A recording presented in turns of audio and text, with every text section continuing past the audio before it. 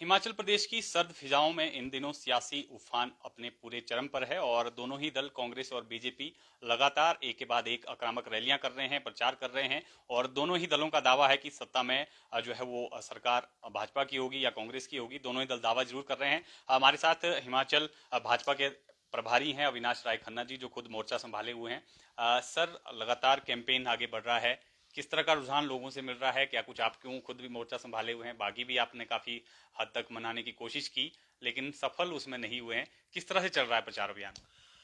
प्रचार बहुत अच्छा चल रहा है। हम लोग एक कैडर बेस्ड पार्टी हैं। हम लोग तो 5 साल ही अपनी बैठकें करना, अपने प्रशिक्षण शिविर करना, अपने प्रचार जनता से संपर्क करना, वो हमारा काम चलता रहता है। हम बाकी दलों की तरह सिर्फ चुनाव में ये प्रचार नहीं करते।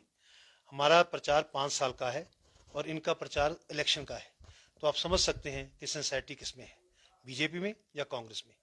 तो भारतीय जनता पार्टी को विश्वास है कि अपने काम और संगठन की मजबूती, इन दोनों को जब इकट्ठा करते हैं तो मुझे विश्वास के साथ मैं कह सकता हूं कि हम जहां पर अपनी सरकार बनाएंगे। और जिस तरह हमारा नेतृत्व, एक सक्षम नेतृत्व, एक दिशा से को लेकर, इश्यूज को लेकर हम लोग काम पे लगे हैं। दूसरी तरफ एक बिखरा हुआ नेतृत्व, आज हिमाचल में कोई नेता है ही नहीं। अब कांग्रेस को मैं चैलेंज करता हूं, आप एक सीएम का चेहरा आप डिक्लेयर करें, फिर देखिए। कांग्रेस सीएम के चेहरे की आपने बात की। कांग्रेस कह रही है कि हमारे पास 68 के 68 सीएम फेस है, लेकिन बीजेपी अभी क्लियर नहीं है, क्या जयराम जी ही जो है फेस होंगे, सीएम होंगे, या कोई इसमें भी बदलाव होगा? चलो अच्छा किया आपने, बेठाट सीएम जो है वो इनके हैं। तो इसका मतलब लीडरलेस है पार्टी। लीडर हमेशा एक होता है, 68 नहीं होते। तो क्या इनमें हिम्मत नहीं है बताने की कि कौन लीडर होगा? हमने कहा है कि हम जयराम ठाकुर के नेतृत्व में चुनाव लड़ रहे हैं, हमें दम है, इसलिए हमने कहा है। बगावत काफी ज्यादा देखने को मिली है। 11 टिकट आपने इस बार काटे हैं विधायकों के, उसके बाद से बगावती सुर काफी है और इसको शांत भी नहीं कर पाई है बीजेपी। तो ऐसे में कैसे जो है वो रिवाज बदलेगी भाजपा? क्या मिशन है उसके लिए, क्या देखो, तैयारी? भारतीय जनता पार्टी का संगठन चुनाव लड़ता है, व्यक्ति चुनाव नहीं लड़ता। व्यक्ति एक चेहरा होता है जिसके लिए संगठन काम करता है। तो हमारा संगठन आज बूथ लेवल तक नहीं बल्कि पन्ना लेवल तक जा चुका है। तो वो संगठन हमारे नेताओं को चुनाव लड़ाएगा। जो लोग पार्टी छोड़ के गए हैं, मैं एक बात कह दूं, लोग, मैं जब जनता में गया, कार्यकर्ताओं में गया, तो एक ही बात थी कि खन्ना साहब, जो अपनी पार्टी का नहीं हुआ वो जनता का क्या होगा? इसलिए जनता का वही है जिसका जो जो चेहरा हमने दिया है, जिसके लिए जनता और पार्टी काम कर रही है। कांग्रेस लगातार महंगाई, बेरोजगारी और ओपीएस को एक हथियार के रूप में इस्तेमाल कर रही है, तो इसके लिए क्या रणनीति है बीजेपी की? क्या मैनिफेस्टो में कुछ ऐसी चीजें आएंगी जिससे आप जनता का जो है वो कुछ जो बोझ है वो हल्का हो पाएगा? कुछ इस तरह से लेकर आएंगे? देखिए, महंगाई इंटरनेशनल फिनोमेना है एक, ये ना तो शिमला में है, ना कोई हिमाचल में, बाकी जगह भी है। लेकिन हमने क्या किया?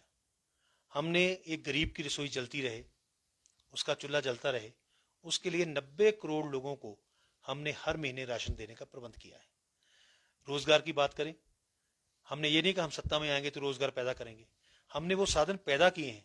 उसका एक उदाहरण मैं आपको देता हूं कि जो हरोली में हमने वर्क ड्रग पार्क बनाया है, सीधा रोजगार 30,000 लोगों को मिलेगा। सीधा इनडायरेक्ट रोजगार 1 लाख लोगों को मिलेगा। इतना बड़ा प्रोविजन एक ही प्रोजेक्ट में कर दिया है।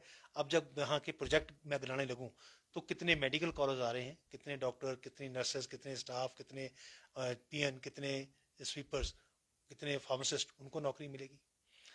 अभी एम्स आया है, वहाँ कितने लोगों को नौकरी मिली है।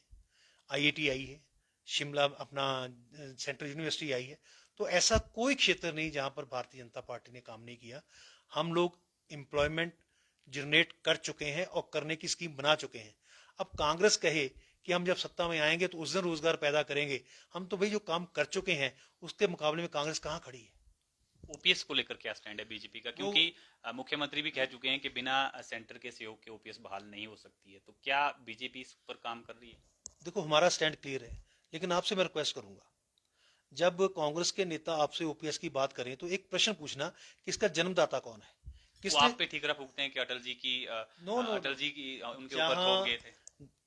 कमाल है, जहां उनकी सरकार थी, वीरभद्र जी जहां पर मुख्य, उसके बाद कितनी बार वो सत्ता में आए, कितनी बार केंद्र में वो आए, क्यों नहीं किया?